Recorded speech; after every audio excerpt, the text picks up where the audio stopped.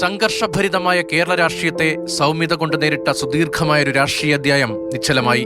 ഊഷ്മളമായ വ്യക്തിബന്ധം, സൗഹൃദം കാത്തുസൂക്ഷിക്കാൻ തങ്കച്ചൻ പ്രത്യേകം കാത്തുവച്ചു. അദ്ദേഹത്തിൻ്റെ വേർപാട് കേരള രാഷ്ട്രീയത്തിന് പൊതുവെ, എനിക്ക് അതിലും പ്രത്യേകിച്ച് ഒരു തീയ നഷ്ടമാണ്. 1939 അങ്കമാലിയിൽ ജനനം. അഭിഭാഷകനായി പൊതുരംഗത്തേക്ക്. 1968 29-ാം വയസ്സിൽ പെരുമ്പാവൂർ നഗരസഭാ ചെയർമാൻ.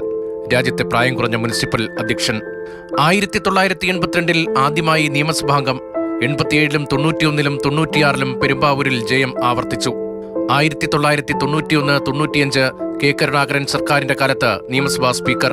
1995, 96 എ കെ ആന്റണി മന്ത്രിസഭയിൽ കൃഷിമന്ത്രി. കോൺഗ്രസിലെ ഗ്രൂപ്പ് പോരിന്റെ കാലത്ത് 2004 കെ മുരളീധരന് പകരക്കാരനായി KPCC അധ്യക്ഷൻ.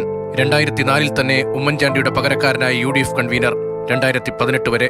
വിദ്യാർത്ഥിയായിരിക്കുന്ന കാലം മുതൽ, KSU പ്രവർത്തകരായിരിക്കുന്ന കാലം മുതൽ ഏറ്റവും അടുത്ത് ബന്ധമുണ്ടായിരുന്ന, പിതൃതുല്യനായിരുന്ന ഒരാളായിരുന്നു തങ്കച്ചൻ സാർ. എല്ലാവരെയും ഇണക്കി ചേർത്തുകൊണ്ട് മുമ്പോട്ട് പോകുവാൻ ഇത്രയധികം വൈഭവം കാണിച്ചിട്ടുള്ള ഒരു വ്യക്തിയെ കണ്ടുപിടിക്കാൻ പറ്റുകയില്ല.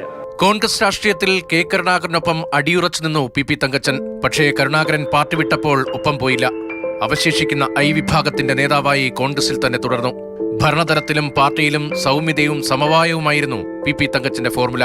കേരള രാഷ്ട്രീയത്തിന്റെ മുൻനിരയെ സജീവമാക്കിയ ഒരാൾ കൂടി ചരിത്രമാകുന്നു. News desk, Mathrubhumi news.